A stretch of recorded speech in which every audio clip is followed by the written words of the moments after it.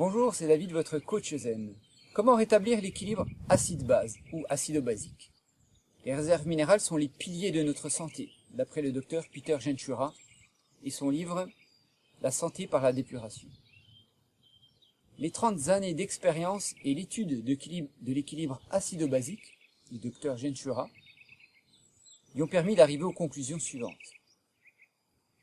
L'encrassement et l'acidification de l'organisme sont responsables de la chute des cheveux, de la cellulite, de la décalcification osseuse, du mauvais état de nos vaisseaux, artères et tendons, et de nombreuses maladies comme le cancer, comme le cholestérol, comme l'ostéoporose, comme l'arthrose, les migraines et les maladies dégénératives. Une bonne santé se caractérise par de bonnes réserves minérales, par des structures en parfait état, sans déchets résiduels, et des tissus, organes, non intoxiqués. Mais alors, qu'est-ce qui menace les minéraux de notre corps? Eh bien, les acides. Pourquoi sommes-nous acides? Alors, par l'acide urique, qui résulte de la consommation de viande et d'un excès de protéines, par l'acide sulfurique, qui résulte de la consommation de viande de porc, par l'acide phosphorique, que l'on trouve dans les boissons, comme le Coca-Cola, par l'acide acétique, qui résulte de consommation d'édulcorants et de sucreries, par l'acide lactique, qui résulte d'un excès d'effort physique accompli sans suffisamment d'oxygène,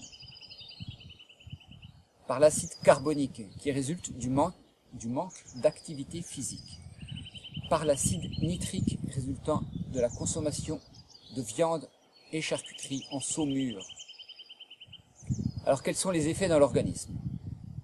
Une acidose est provoquée par tous ces acides qui sont des substances toxiques qui empoisonnent l'eau à l'intérieur de nous. Le corps humain est composé environ 75% d'eau, vous le savez.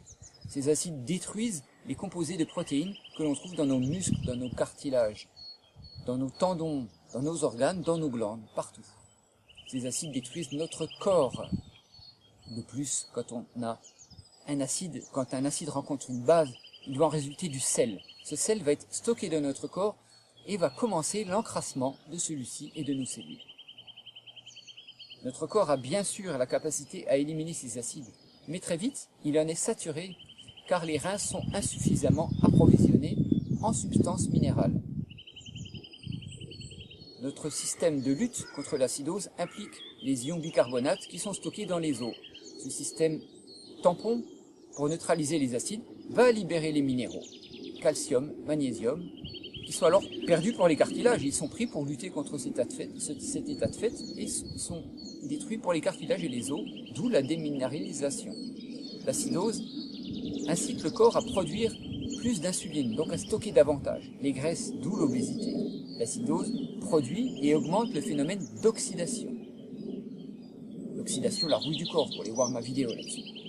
Quand le plasma sanguin devient acide, il agit comme un agent chimique irritant qui attaque lentement et dévore les tissus sur la paroi interne des artères et des veines, causant une tension irrégulière.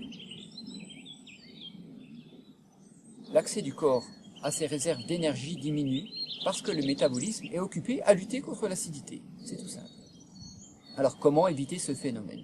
Eh bien, tout simplement en mangeant peu ou pas de viande, et surtout pas de viande de porc, en évitant les sucreries, les pâtisseries, les aliments et sucres raffinés, les édulcorants et les boissons gazeuses de type Coca-Cola, l'alcool et les conserves, les produits laitiers, le café, le tabac, en limitant le blé, le riz, l'orge, le millet. J'ai dit en limitant, attention, en faisant du sport en dehors des pollutions des villes, si c'est possible, en évitant le stress. Aussi, en nettoyant son organisme des parasites en tout genre, avec des appareils spécialisés, dont celui mis au point par le docteur Hulda Clark. Ou bien avec des cures de nettoyage, des cures de détoxification. Alors qu'est-ce qui tue les parasites internes?